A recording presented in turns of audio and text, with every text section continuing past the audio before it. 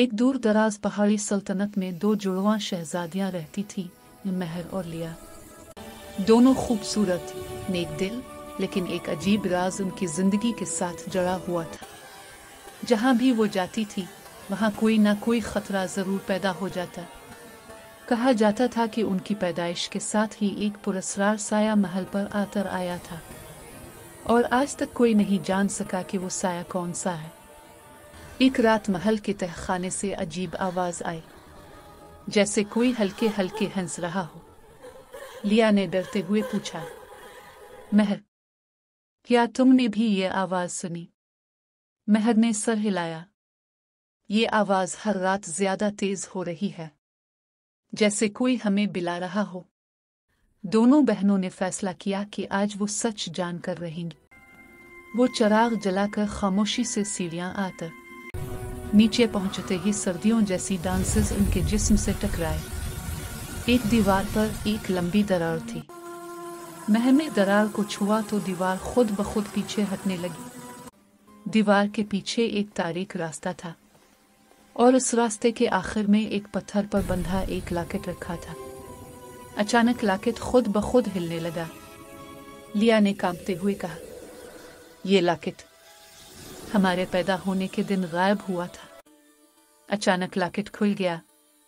अंदर एक कागज था जिस पर कांपते हुए अल्फाज लिखे थे, इन शहजादियों की किस्मत उनकी नहीं, कोई है जो उनकी बदकिस्मती का मालिक है। तुम दोनों इसके जाल में हो। महर ने हैरान होकर पूछा, हमारी बदकिस्मती का मालिक कौन?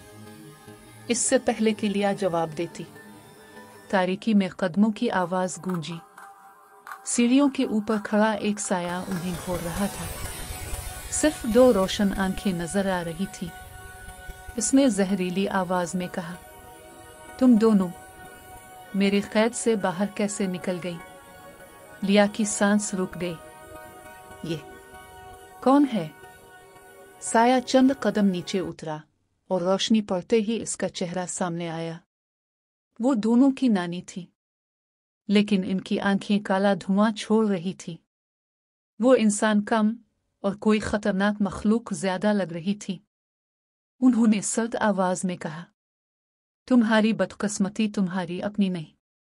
मैंने खुद तुम्हें बदकिस्मत बनाया ताकि कोई तुम्हें तख्त का वारिस न बनाए। अब तुम दोनों बहुत ज्यादा जान चुकी हो। लिया ने हिम्मत करके पूछा, नानी, आपने ऐसा क्यों किया? नानी की आवाज गूंजी, क्योंकि हकीकी ताकत मेरी है। अगर तुम दोनों जिंदा रही तो मेरा जादू खत्म हो जाएगा, इसलिए तुम्हें मिटाना जरूरी है। अचानक तहखाना लरजने लगा। अंधेरे ने अपना रुख शहजादियों की तरफ मोड़ लिया। महर ने लिया का हाथ पकड़ कर कहा, हमारी बदकिस्मती खत्म होगी। आज कभी नहीं।